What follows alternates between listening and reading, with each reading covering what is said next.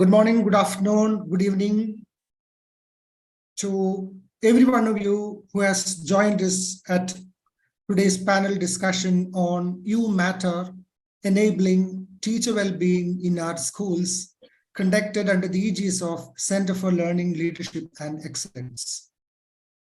Teacher well-being is often understood or defined as creating a positive school climate through self-awareness, self-management, and social awareness.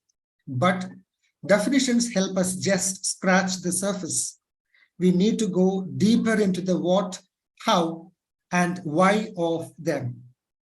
To walk us through teacher well-being, we have two amazing guests with us today, Ms. Erica Wortherly and Major Deepak Iyer, and I have the honor of introducing to you. Ms. Erica, licensed clinical social worker who specializes in working with educators and parents to improve their understanding of mental health. Mental health at the Florida School for the Deaf and the Blind. She earned her BA in Communications at the University of North Florida in 1998 and her Master's in Social Work from Florida State University in 2013. She is currently completing the Doctor of Social Work program at Capella University, expecting to graduate in summer 2023. Erica speaks on topics including self-care practices, mental health awareness, becoming trauma sensitive, more.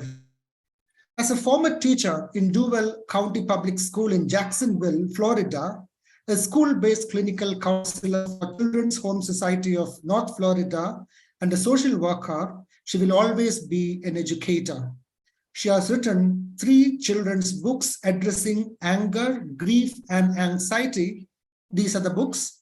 I scream because I am angry. I find all these titles very interesting, and I have promised myself that the next book that I'm going to read is I Scream Because I'm Angry. Next one is Dear Everybody, Admit There Is Hurt, and But What If? All these are used as tools for engaging in challenging conversations with children. Through her small private practice and teaching with mental health in mind, Erica advocates for shifting mindsets to create more flexible, empathetic, and comfortable environments for youth and the adults to thrive.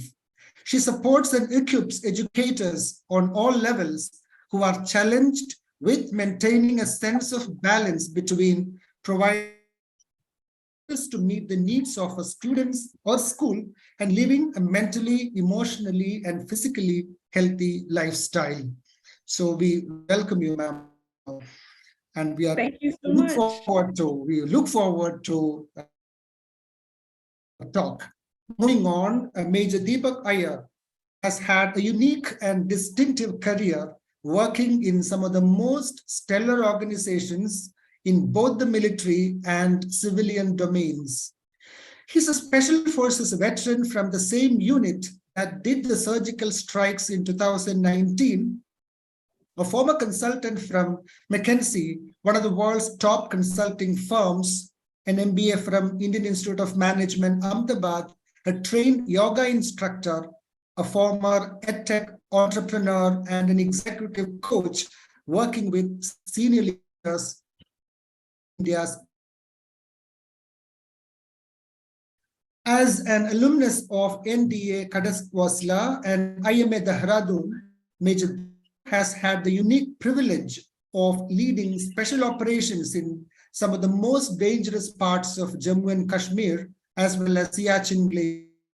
He was even deputed as a counter-terrorism in Northern Command Battle School in Kashmir. He participated in NDA Golden Jubilee Motor Rally in 1999 and Indian Army Kashmir to Kanyakumari Para Motor Expedition in 2005. And interacted with the CMs, governors of Maharashtra, Goa, Tamil Nadu, Karnataka, and Andhra Pradesh during the expedition and motivated thousands of students to join the armed forces. Post his military tour, he completed his MBA from Indian Institute of Management, Ahmedabad in 2010, where he was mentored by late Dr. Abdul Kalam. Major Deepak then joined McKinsey and Company in their India office and led business transformation initiatives at several large global organizations, both within and out of India. In 2016, Major Deepak chose to fully of executive coaching, cultural transformation, and leadership facilitation. As senior executives, founders, and promoters, as well as led top team workshops across prestigious organizations in India.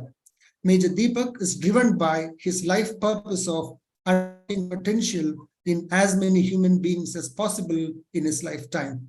He is committed to the vision of India 2047, vision of India as the world's top power, innovation in every field happening in our lifetime and through our effort. Let me introduce Mr. Vijay Krishna Rajagopal. He's the director of the Center for Learning, Leadership, and Excellence. He's moderating today's panel discussion. He's an avid reader and a passionate researcher. He is pursuing his PhD in educational management at the University of Sydney.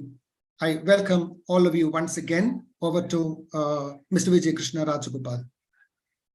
Thank you, Sunil. Thanks for a long introduction to our eminent panelists. I thank both Erica and Deepak for consenting to be a part of the 5th edition of our panel discussion series, You Matter, Enabling Teacher Wellbeing in Our Schools. At CLLE, we believe that it is important to choose topics that are extremely relevant and significant as educators. And this topic that we are going to be discussing about today can't be any more relevant. You Matter, Enabling Teacher Wellbeing in Our Schools is specifically aimed at understanding from both the eminent panelists what it means for us to survive and thrive in a post-pandemic kind of an era, and also to understand the nuances of what teacher well-being is and how schools and leaders can contribute to the same.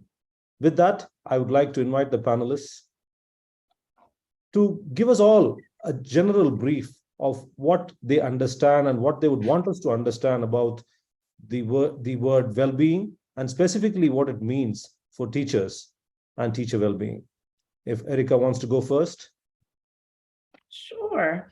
Thank you again for having me on as a panelist. I'm truly honored to be here. I've been working with educators for over 10 years now as an educator, and then continuing to work in schools. One of the things that I noticed when I began teaching was how out of balance the lives of many of my colleagues was.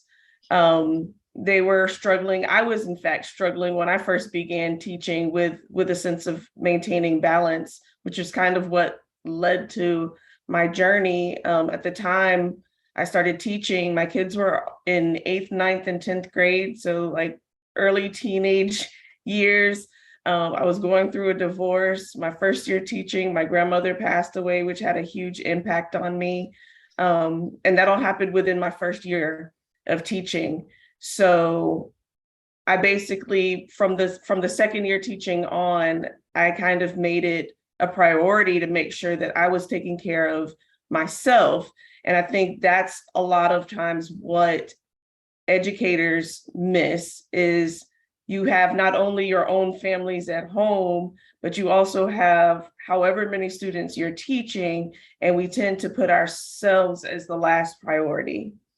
And so I think that when we're talking about wellness and well-being, you can't take care of everybody else, your family and beyond, without taking care of yourself first. You have to be healthy, the healthiest you can be. What that looks like is going to be different for everyone. You have to be sure that you're allocating your time in a way that has a sense of balance, meaning you have some time alone, you have some time with your family, you have some time. I always encourage people to spend time with your kids individually so that they know that you're making the effort to maintain a sense of balance and connection to your children.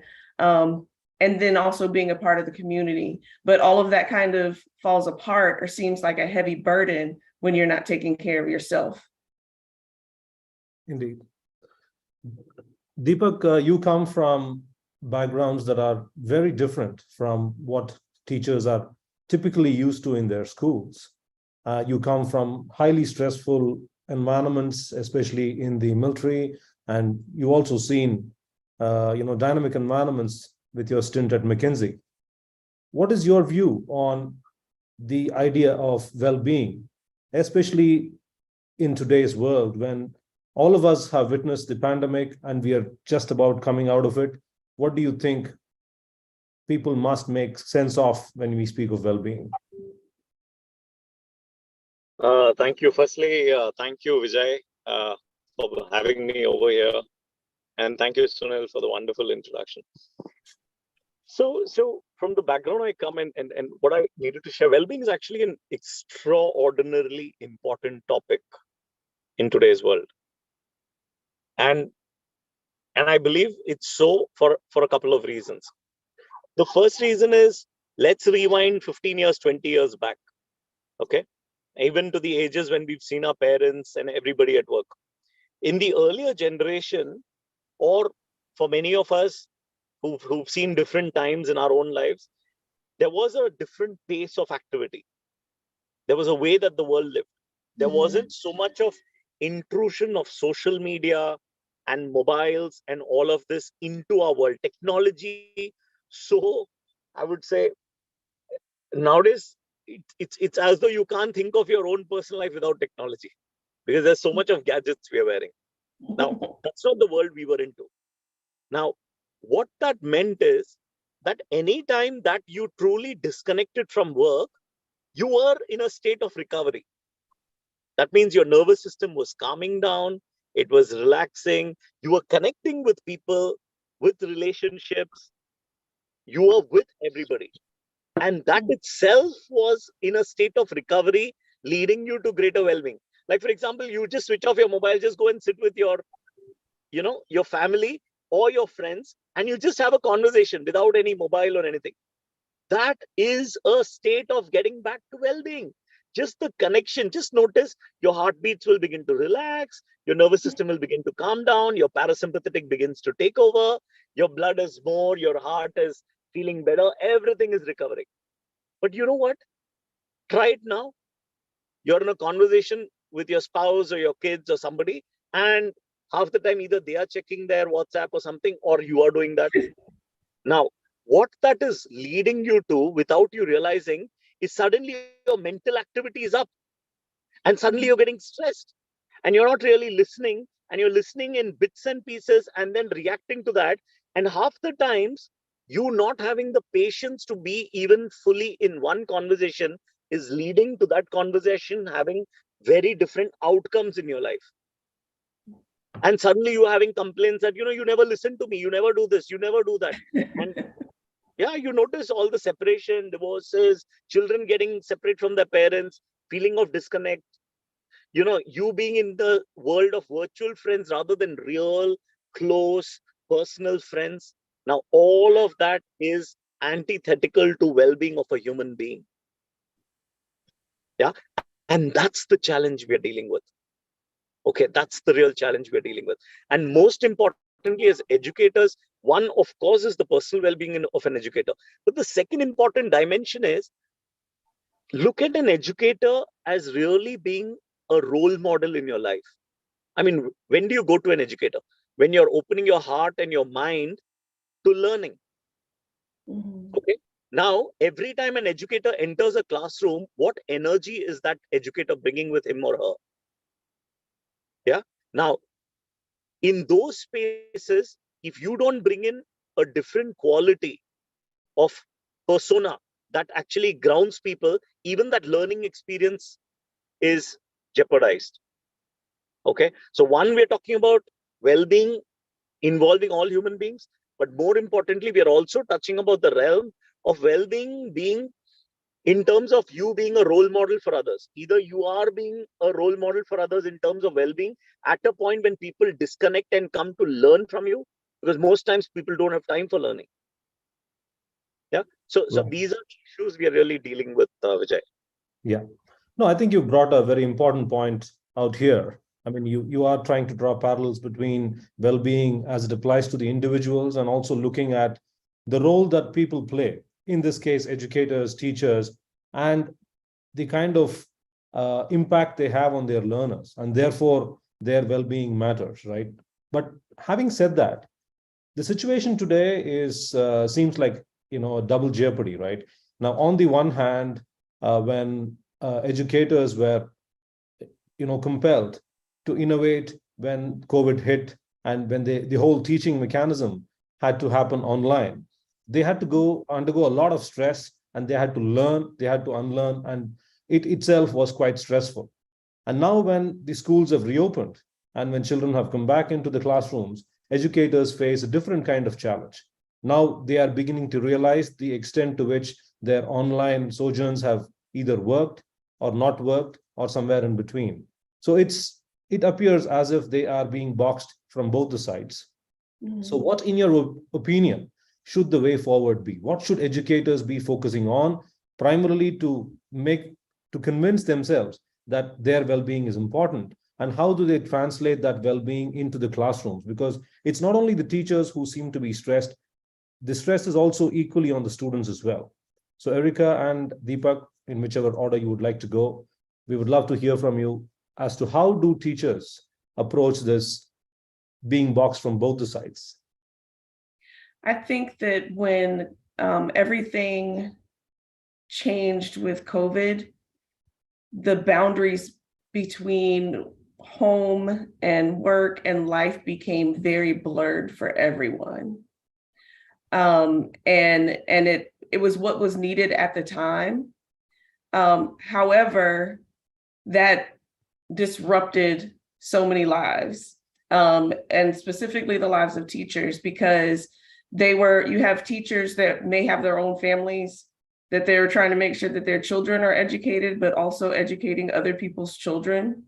I don't know specifically what it was like for everyone, but I know from a lot of the educators I know, the hours were not the same. So you could have, we're talking about technology, emails, text messages, messaging, all of this happening all throughout the day, where it's difficult to let it go because you're afraid you're going to miss something that's important that you need to know in order to function the following day.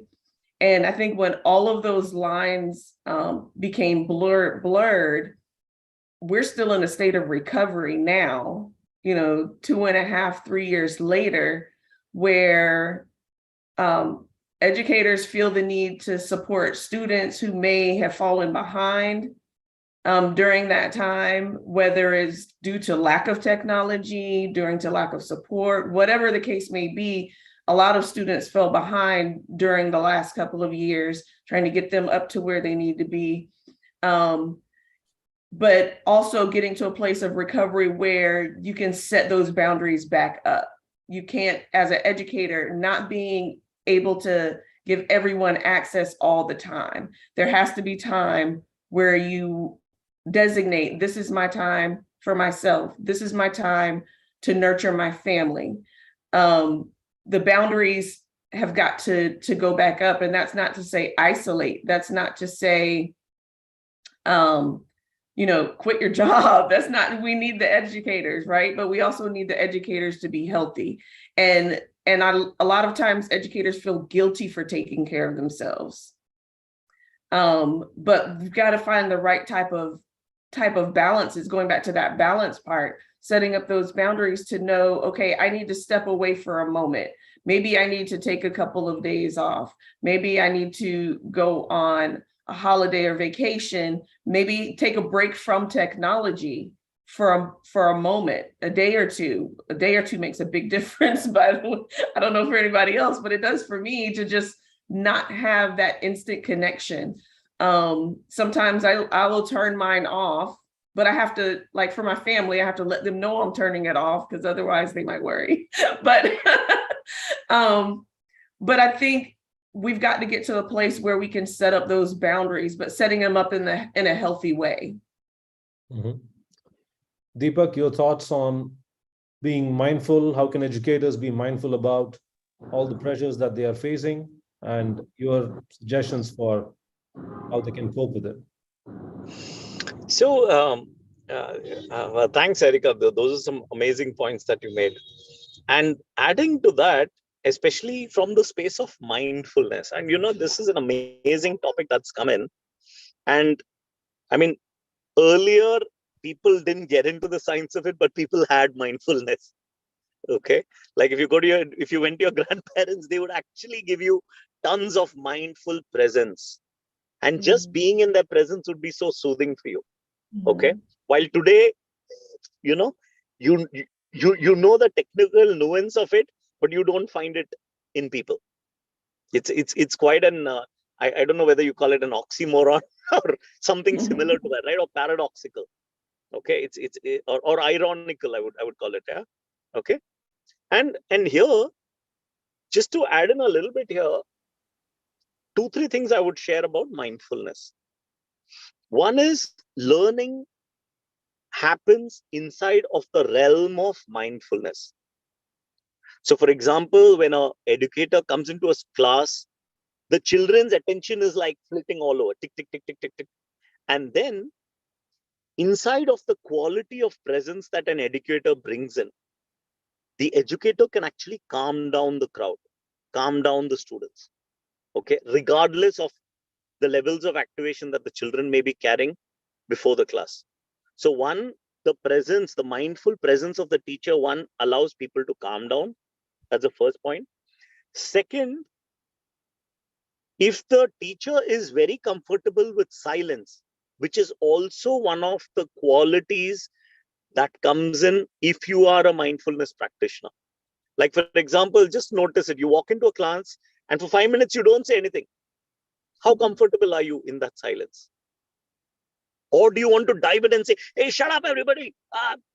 Let's have attention. Let's have order here. Now, are you comfortable with silence? Are you not comfortable with silence? Are you comfortable with children being activated? Are you not comfortable? What context are you coming into the class with? Is it just one more thing that needs to be complete for the day? Or are you coming and saying, hey, you know what? What am I going to learn along with the kids today around this topic? Now, our ability to be mindful actually gets us to slow down. And in today's world, slow is fast. So when we're talking about mindfulness, one is about mindful presencing. Okay, what are our daily practices to ground ourselves? One is detoxing, right? Like for example, what Erica mentioned, you actually do a technology detox or a social media detox. But the second is, what is that practice you're doing every day to build your mindfulness muscle, where you can just stay in a state of blankness, right? And blankness is, as an educator, when you come in, if you can get into a space of blankness, then you can allow the children's thoughts also to enter you and influence you, and then you are actually playing more a role of a facilitator than of a teacher.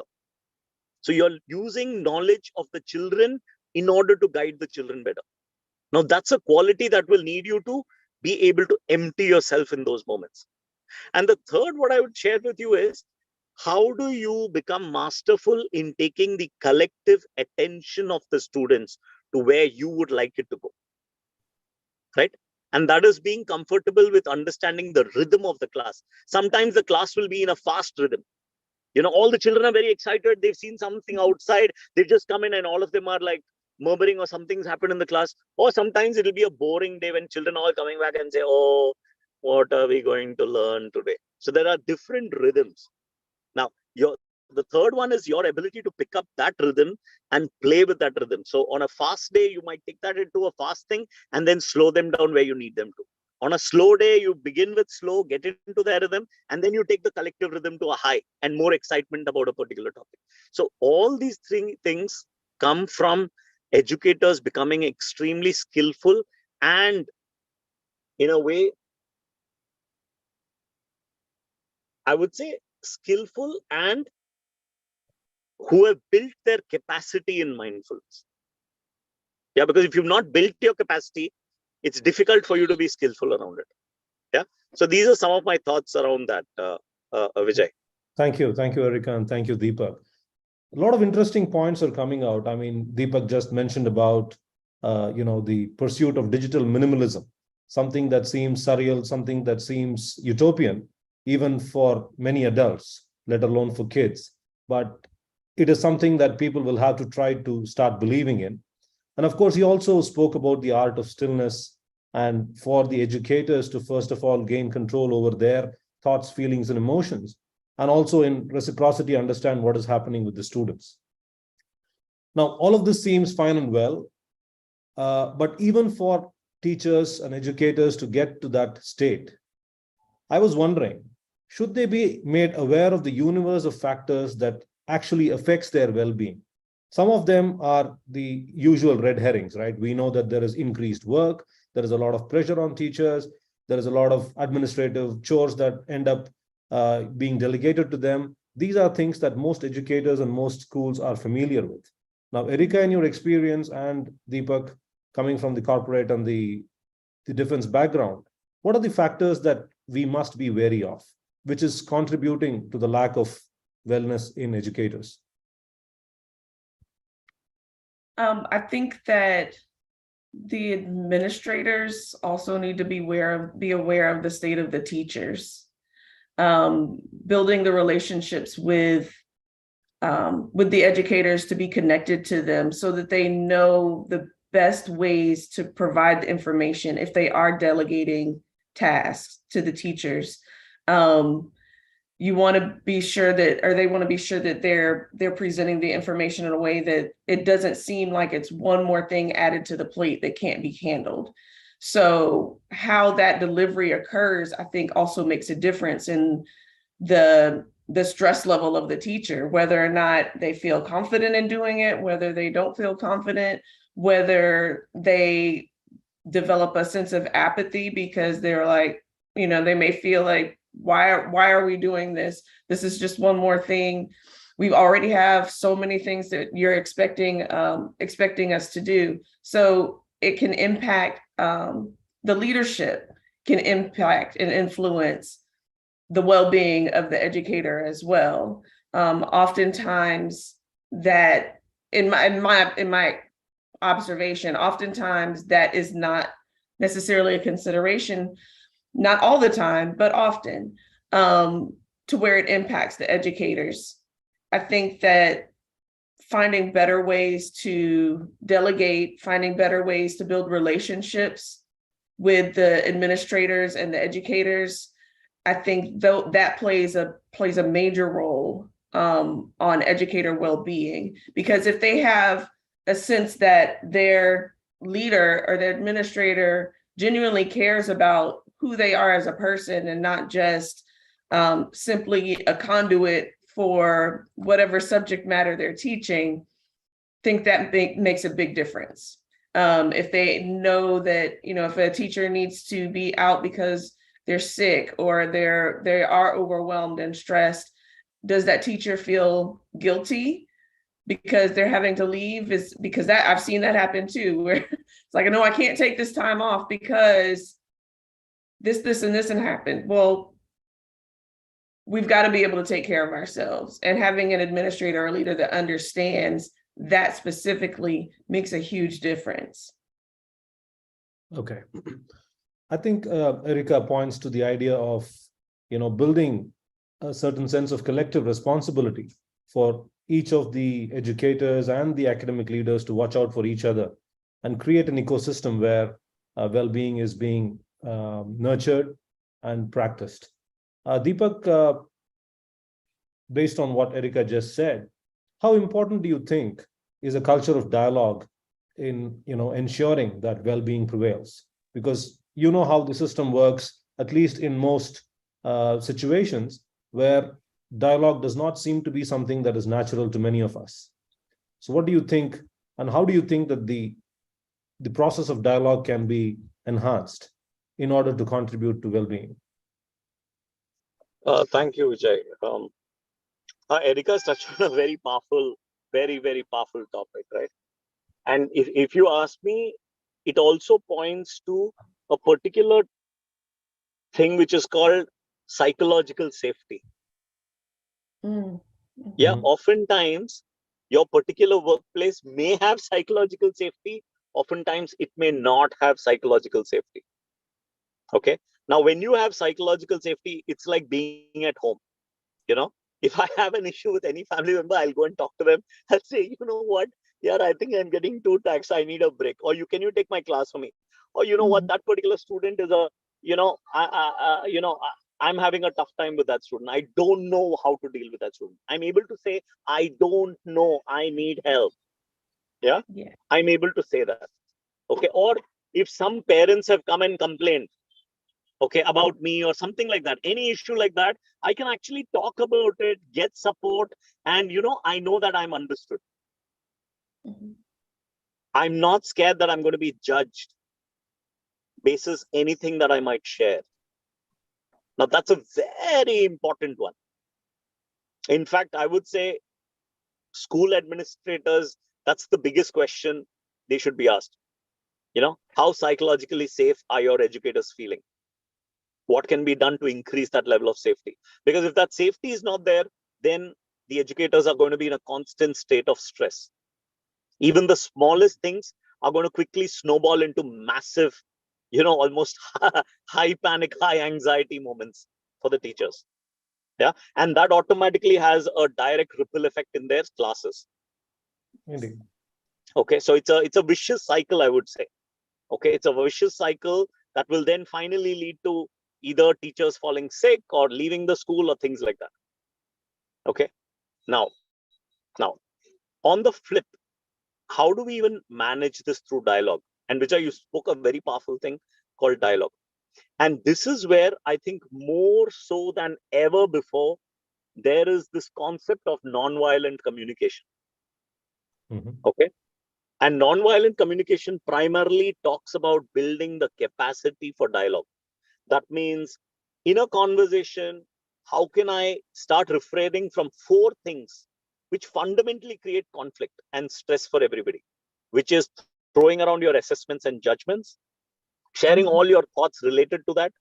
Yeah, I think, blah, blah, blah, blah, then creating and being fixated on your strategy of how to fix that educator or that problem or that issue.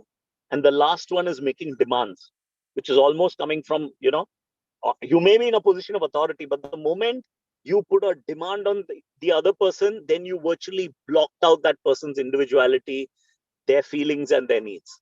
Because a demand fundamentally means that either you do it or, whatever, face the consequences. Right? Now, when you flip this into this technology of creating, and this creates disconnection, more stress, more heartaches for everybody. And the performance definitely doesn't go up. Now you flip it.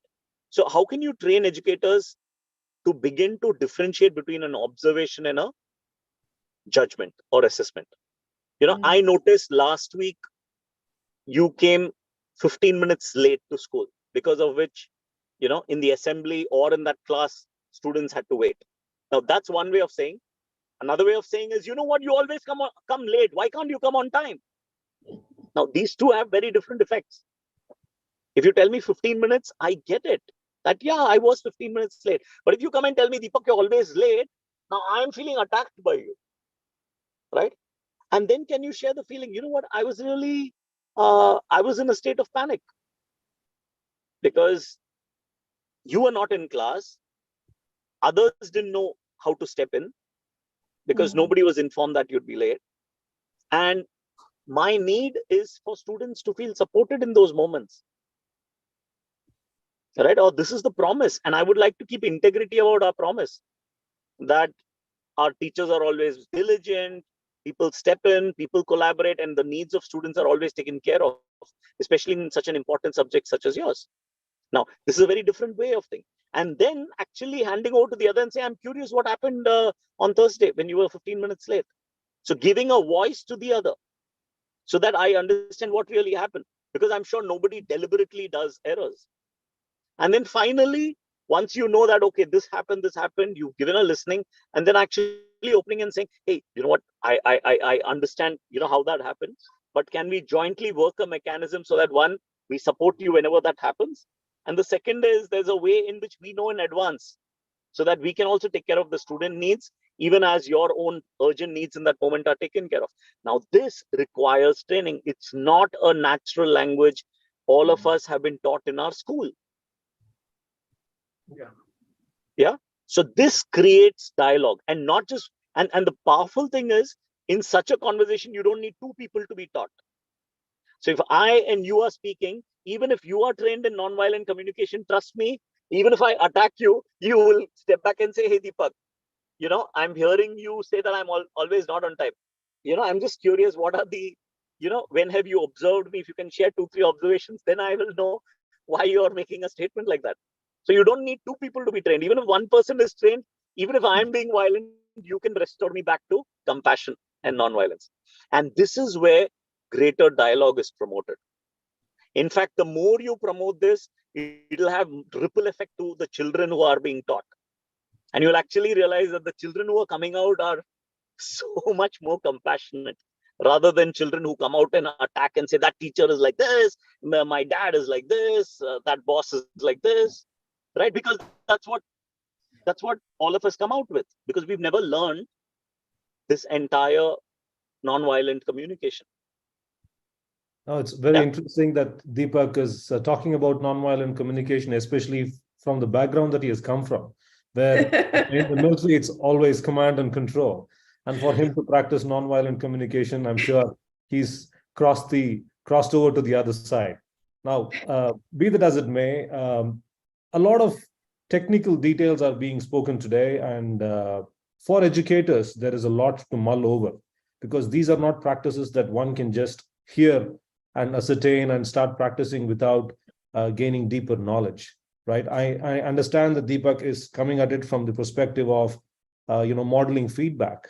And, there is a huge volume of research that speaks about appreciative inquiry, where you don't go all guns blazing, but you approach inquiry in a particular way so that you are giving room for people to engage in dialogue, for a culture of dialogue to manifest.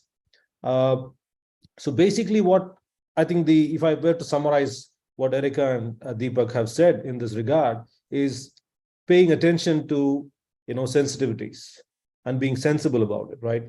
Now, it seems to be quite contradictory here. On the one hand, any learning ecosystem, schools, colleges, tertiary sectors are, highly stressful environments. And Deepak also brought it out in his conversation just a while ago.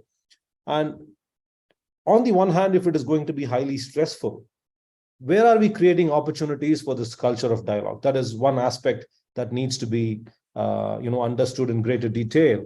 And I would also request the panelists to kind of deconstruct this idea of stress. What is your understanding of stress? I mean, the common wisdom of what stress is, each one of us have a different definition of what stress looks like and what happens when we are stressed. But in the context of education, how do you perceive stress?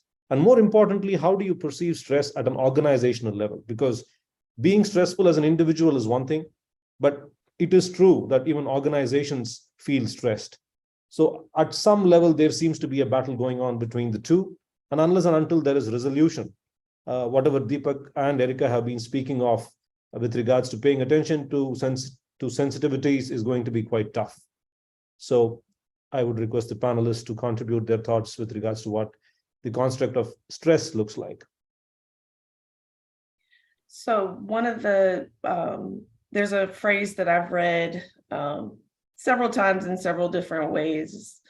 Basically says, a rubber band doesn't work unless it's stretched. It has to be stretched in order to work, right? we are going to experience stress. That's a part of our growth and development from the time that we are young. It's a part of life, whether people talk about it or not. But typically people talk about stress in a matter of like so positive and negative, as in good or bad stress. Like you would say good stress could motivate you to do something. It's maybe putting a good sense of pressure on you to keep you determined to reach a specific goal, to stretch, to learn something new.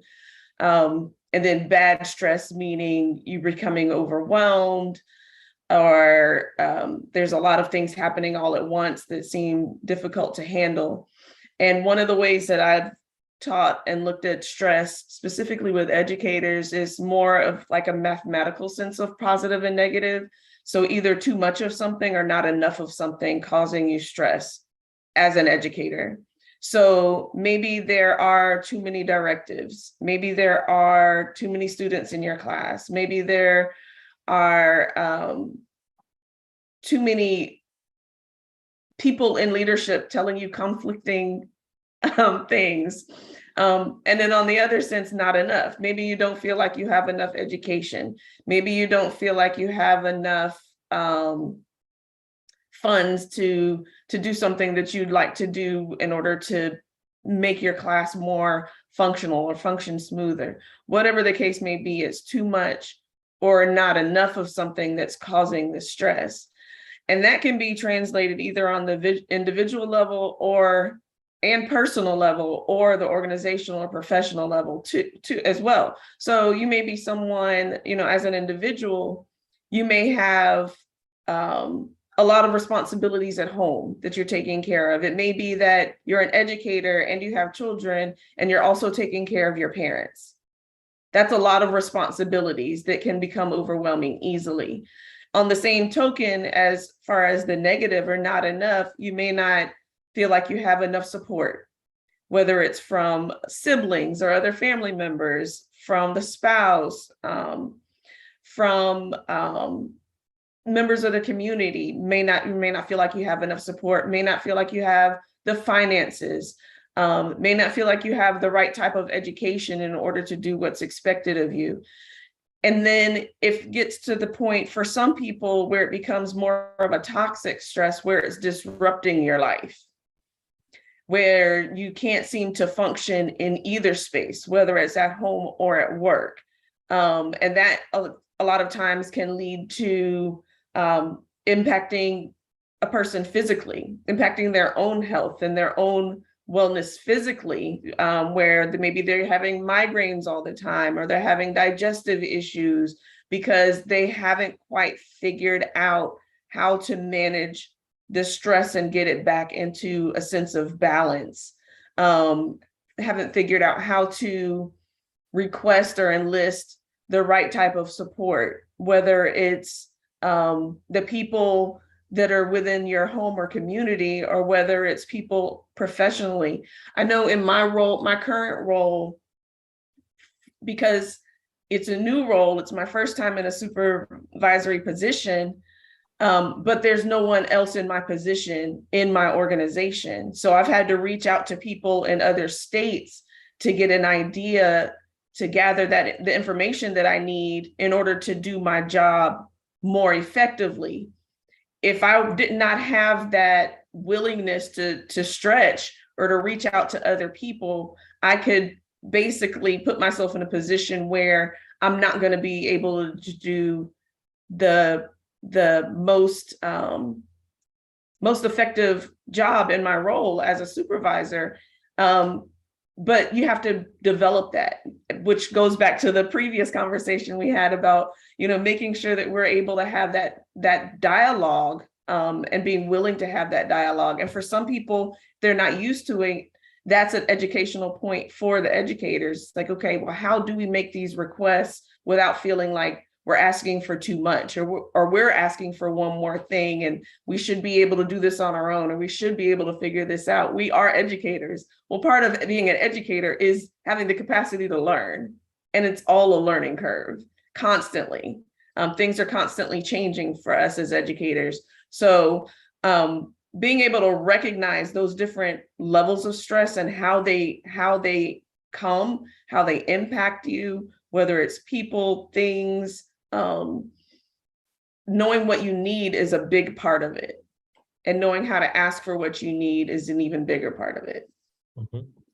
Yeah, thank you, Erica. It's interesting that you brought about the idea of the culture of an organization playing a very important role, right? It's not that every organization behaves in the same manner. Organizations that have a culture which is collaborative, which is more welcoming of the opinions and willing to have a dialogue, are able to surmount these obstacles with relative ease in comparison with certain other organizations. Now, using this pivot, I would like to direct the question at Deepak. What kind of organizational stress are we talking of here?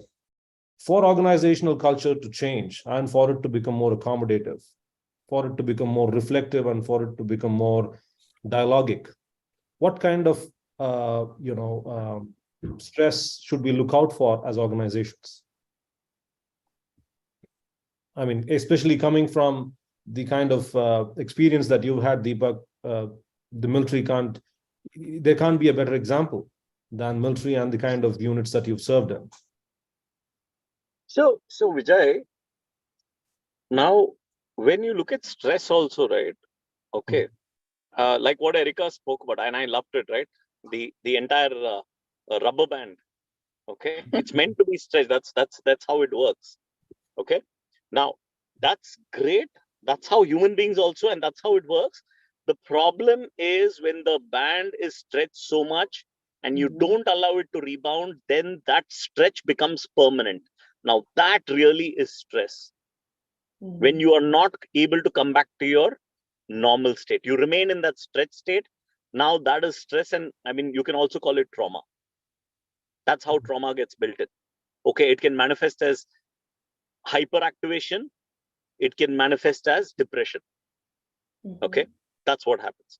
Now, coming to what you touched on, Vijay, when you look at high performing organizations, and I've been in a commando unit, right? There are stresses coming from multiple things. Okay, one can be from your personal life, whatever's happening in your personal life. Of course, that's going to cause you stress because that's all stuff which is close to your heart. Okay, you can't be relaxed if there is a major surgery happening for some family member, or if you're going through a separation, or if your child is unwell. Of course, that's massive stress on you, right? Okay, that's one. But on the other hand, what also happens is you're dealing with all of that, but you're still expected to deliver a particular task at work. Now, that's the issue. Now, how do I do that? And what really happens is this mind of mine, this mind space is torn between home and work and something else and something else and something else. Okay. So one space that you come from, and I'd like to use that, which is yoga. In yoga, in that philosophy, they say stress is nothing but excessive thinking. It's nothing but excessive thinking. If you're having excessive thinking, you are under stress. Yeah. Now, if you come to the military, it's a very high stress environment. You're executing things under a lot of tension. But you know what? Of course, you're thinking during that time. But when you're back from your mission, you get time to, what do you call, release all that stress. So maybe things like prayers, and in the army, even doing your prayers is like a discipline. Okay. So on Sundays, if you do your prayer, everybody has to come and everybody is in that bhajan or whatever. Right? Okay. Now it's made, for example, games. Okay. In the army, it's not a, what do you say, a nice to have that you can come and play or you can choose not to play. No, everybody has to be on the ground playing that game. Everybody has to be there for the morning fitness run. Okay. So because it has created rituals under that, rituals which nobody can escape, once you come and play a game, invariably your body is going to relax. All that extra tension you're having, I want to punch that colleague of mine. You know what? That entire energy stored in you to punch a colleague, it'll come out when you're trying to score a goal in football or trying to, win a basketball game. all of that aggression and all of that comes out. And then when you go out from that basketball game, you are chill. Right? Now, those have been built as rituals. Right. Unfortunately, in organizations, they have interpersonal stress, they have work-related, task-related stress. Basically, stress is two kinds, right? Either it can come from a task or it can come from a person. Mm-hmm. And everything else is a function of that. Yeah. But if you don't have rituals to de-stress, now you know that there's going to be a lot of stress held up in the organization. Yeah. And this you need to solve at a foundational level with the founders and administrators of the organization. You can't just tell educators, oh, you figure your way out. Correct. Right? How do you ensure on a monthly basis you have clearing conversations? Okay, you know what, Vijay, on that day you pulled me up in front of teachers. You know what, I felt really bad and I've been storing it for a month. Can you create a monthly event where you do clearing conversations with everybody? So if I'm holding something against you, Vijay, you know what? Since the organization has created this moment, Vijay, I want to share. I felt really bad when you suddenly pulled me up in front of them. I felt very hurt. I mean, you could have taken me on the side and told me, why did you do it in front of them? Now we both will trash it out. And once we trash it out, now when I go back into my life, at least some little stresses got released. Imagine I've been carrying this burden for a month, along with all the other 100 things that I'm doing in life. Right? So this is how you slowly build rituals, right? Of support to each other, of clearing conversation so that it doesn't build up as politics. It doesn't reach a point where I can't stand your face. That's what happens when a conflict, that energy has been boiling, and nobody has helped us surface it and clear it. And it reaches a point where, then there are what do you call cliques within organizations. Oh, that teacher, those 5 teachers, they will not talk to these 4 teachers. They can't stand each other. Right? Now, on one side, you say that's politics, but on the other side, it drains the organization. It creates more stress. Mm-hmm. So true. Right? Yeah. So these are some things that have to be solved from a systemic place where a founder takes that these are the rituals that we create. These are foundations. Just like you create foundations in a building, you create these foundations of interpersonal relationships, because at the end of the day, the organization is nothing but a collective of people. Indeed. Very well said, Deepak. Unfortunately, many of them have turned off their video cameras, but for the point that you raised, I'm sure there would have been many nods from educators, because whether it is the space of education or any other industry, cliques are inevitable. And I think both of you have pointed us in a very important direction. One, the role of the leadership and the role of the decision makers when it comes to establishing a certain culture of openness. It seems very easy when Deepak says it, but all of us know that it's really tough when we have to implement it in our very own organizations. And I think it's a progressive learning that has to manifest in every organization for them to understand the culture, first of all, and then understand the mechanisms by which they are able to introduce these disruptive changes for the better. I would want to kind of lighten the discussion by talking about things that most of us are familiar with.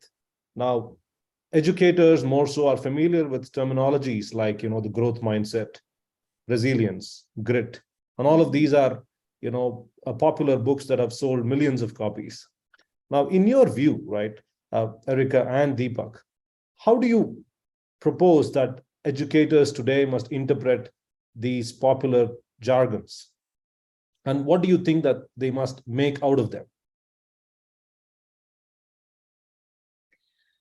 Yeah. I think that specifically related to those, I think giving educators the opportunities to have discussions among peers. I know that they're popular books. I don't know how things are there, but oftentimes it's like, okay, go read this book or go take this training, and then that's it. And nothing really actually happens with it. So it ends up being more up to the individual to do something with the information. Something that could occur better, like, Deepak mentioned monthly meetings. If educators had the time to discuss and brainstorm and come up with a plan where it can actually be implemented and not just read or digested individually, I think that would make a big difference. It's not that it's not useful to have them as resources when you don't have the opportunity to digest the information and then use it among peers to brainstorm the best ways to use the information practically. And make it so it's not just one more thing. Oftentimes it's like, oh, we got another book to read, or we have another workshop to attend. And then it doesn't go further than that. Finding ways to go deeper into that information, because it is good information, finding different ways to go deeper into it, where it is taken on, and where it's internalized. That's the word I'm looking, where it can be actually internalized and not just, okay, let me put this poster up. Okay, now the kids know what grit is. Yeah. Well, yeah, it's a poster and they can read it, but how do the educators internalize it so that they can therefore transfer it to their students as well? And I think that's a missing piece. At the beginning of this school year, I attended a 2-day training, was like all of the school leadership. And I kept asking the question, at what point does this transfer to the boots on the ground, for lack of better words? At what point does this transfer to the educators? This is great information and it's definitely doable. And I haven't had that question answered yet. So it's things like that that are missing.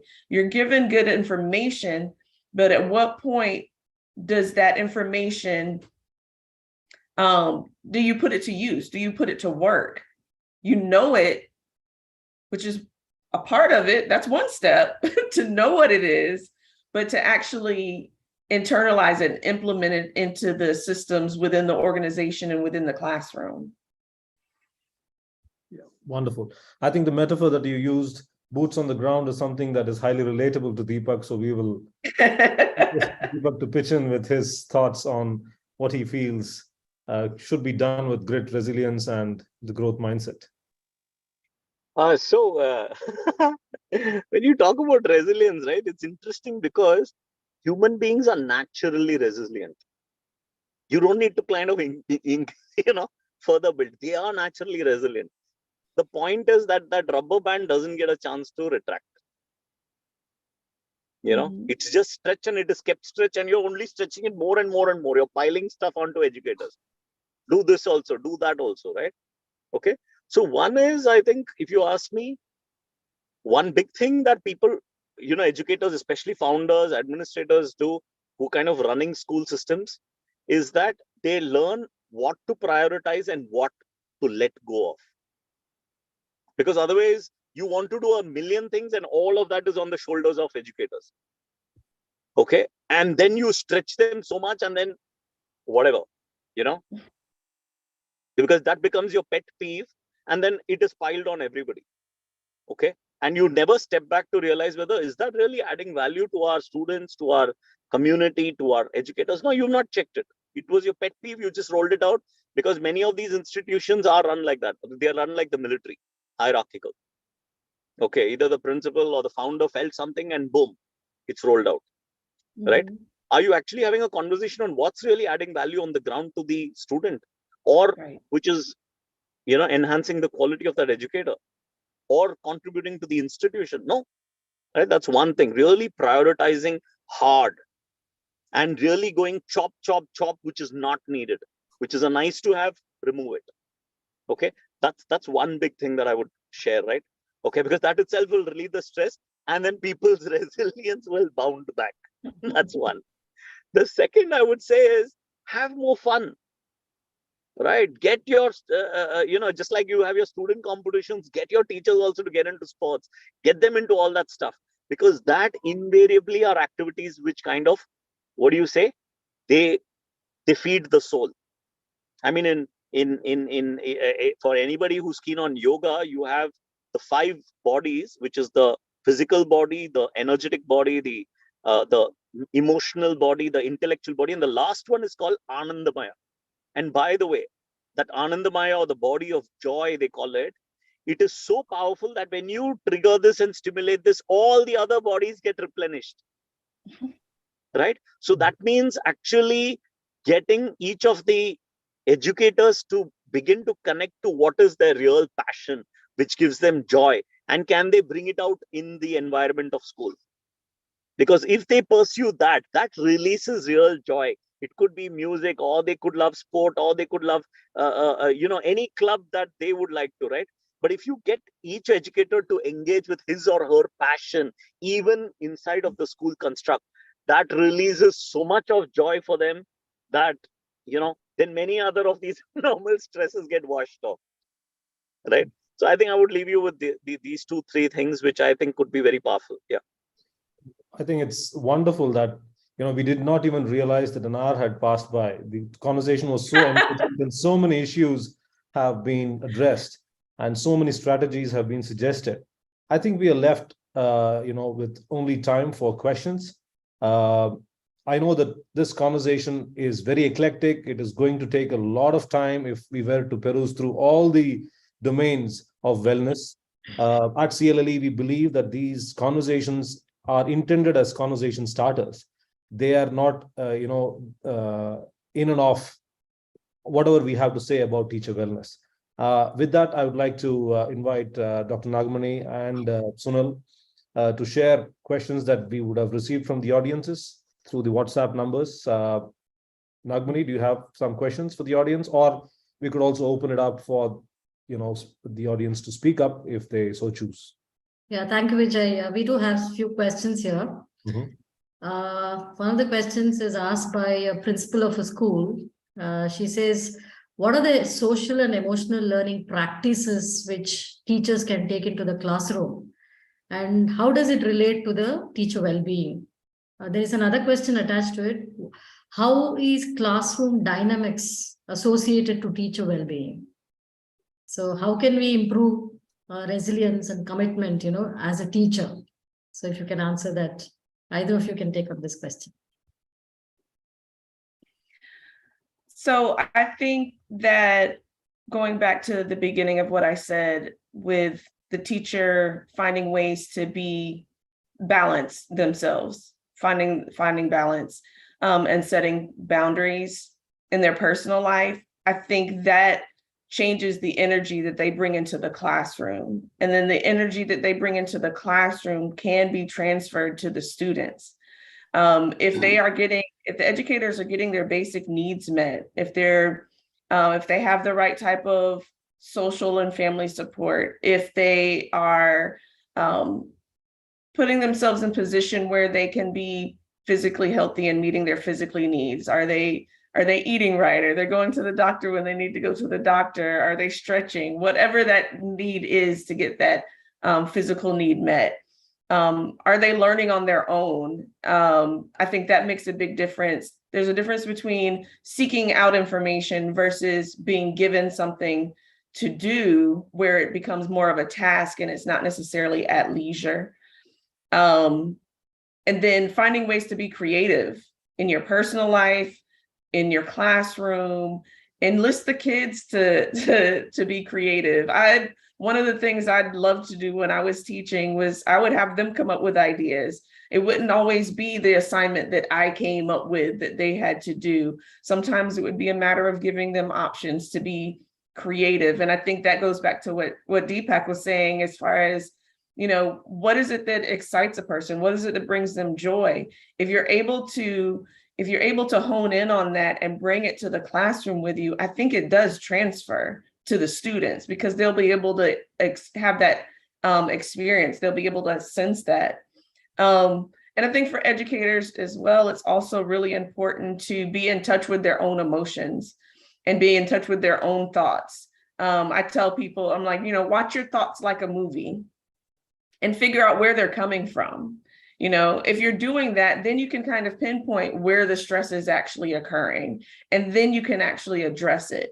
It's not everything happening at once, even though it might seem that way. But if you take a moment to sit back and think about what you're thinking about, getting into like metacognition, think about what you're thinking about, then it becomes much easier. It's like, okay, it's not everything. It's really this one thing, but it's causing me like a domino effect in other areas. And then also getting your spiritual needs met as well. So, yes, that could be prayers, that could be volunteering, that could be a myriad of things, but it's knowing that you're part of something greater than yourself.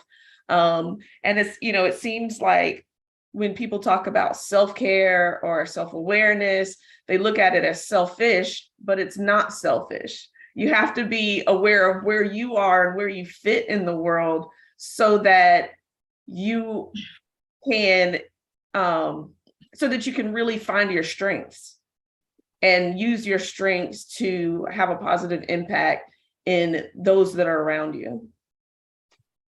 Yes, I think it's from your Wellness Wednesday. You have used a phrase, I've written it, flexible self-care. So I would like to know a bit more about that. What do you mean by that? What do I mean by self-care?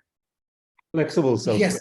Flexible. Oh, yeah. So a lot of times people have their ideas of what self-care is, or they think that there's some type of prescribed way to practice it, but really it's an individual practice.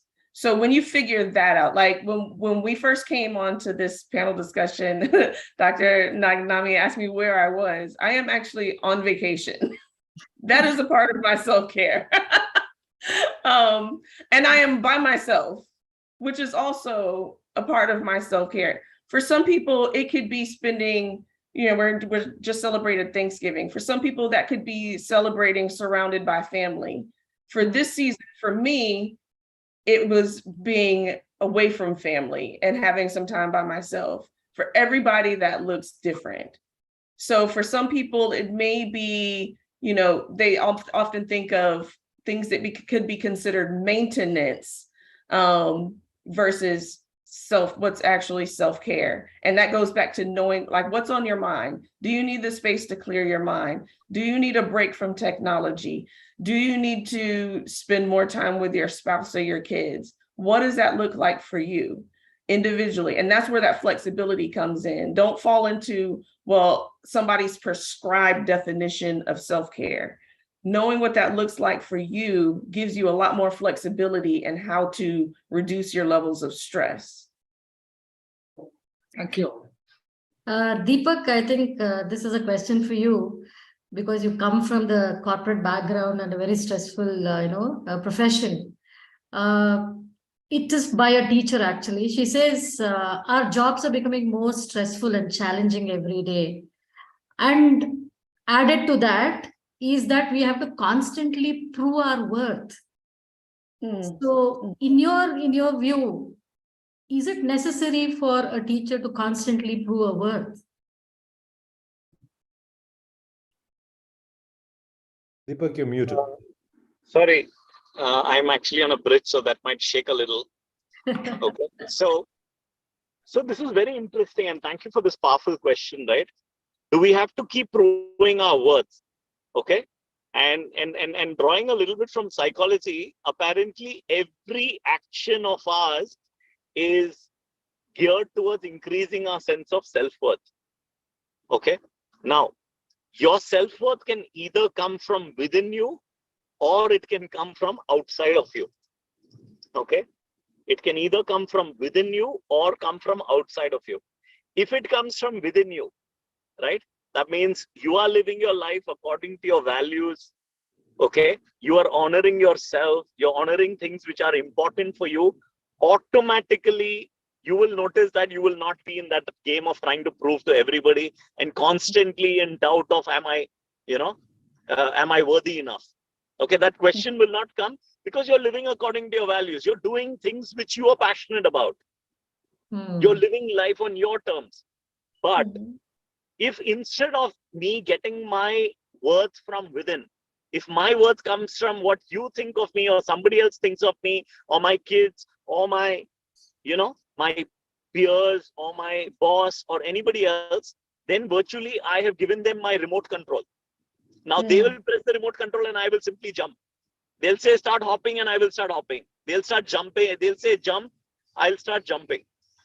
Now that is a place where I can never be happy, because all the time somebody or the other will keep pressing different button. Somebody will say run and then somebody else will say stop. So that means my life is going to be in constant turmoil because I handed my remote to everybody else. Now, the real way to get out of this rut is to start taking your remote back into yourself through mindfulness. Okay, where you're actually noticing, why am I feeling what I'm feeling when he said something or she said something or something happened, right? So the moment I get into my emotions, I realize, and then just be with your emotions, disconnect from the story. Just say, right now I'm feeling my heart pulsating. Just be with that. Now, the more you get into such exercises, you will notice your self-worth is very well in your hands and you're no longer in that rut. Yeah. I think that's wonderfully said. I think the common thread that is coming out here is for all of us to become more self-aware. I think we've just about reached the end of our wonderful panel discussion. And, thank you all, the audience, the educators who are patiently listening into both these perspectives from such wonderful panelists. Erica, thank you so much for joining in from initially from Florida and now from North Carolina. And Deepak is en route to Delhi. So thank you both so much for consenting and being a part of today's panel discussion. I'm sure all of us enjoyed every bit of the conversation, and there is so much more to mull over, ponder, and implement, both as individuals and as organizations. Thank you, Dr. Nagmani. Thank you, Sunal, for a wonderful introduction. We will get back with more such discussions and learning sprints as CLLE. Thank you all once again for being patient listeners, and I hope you enjoyed it every bit as I did. Thank you all. Thank you. Thank you. Thank you. Thank you, everybody. Bye. Thank you, everybody. Yeah, thank you.